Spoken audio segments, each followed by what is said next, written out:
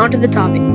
I want to share my personal opinion on several of the recent events and changes happening in Roblox because honestly, a lot of these decisions have sparked major discussions throughout the community.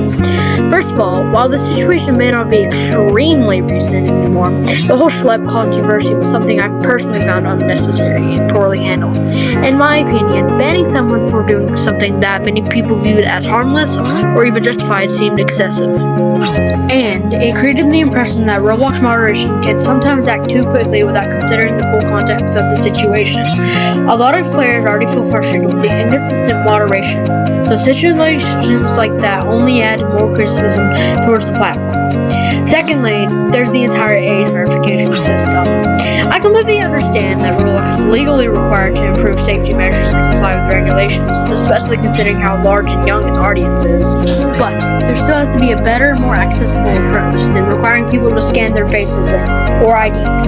While AI determines whether they are old enough, for many users it feels invasive, uncomfortable, or unreliable, and not everyone has access to high-quality devices or cameras capable of completing the verification properly. That leads directly into another issue: the removal or restriction of certain chat features for users who cannot complete age verification.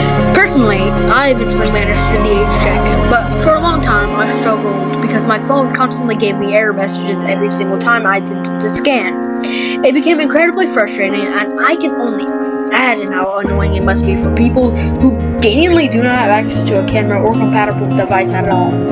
In situations like that, it honestly feels unfair because players lose important social features simply due to technical limitations outside of their control. Roblox has always been heavily built around communication and community interaction, so restricting those features so aggressively can make the platform feel less enjoyable for many people. Finally, there are the so-called family-friendly hangout games that are all over Roblox now.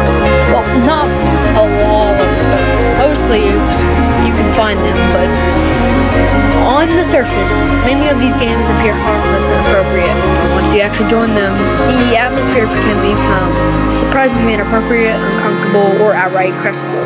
It's honestly shocking how some of these experiences manage to remain labeled as family-friendly, despite the behavior, conversations, or content that can frequently be found inside them.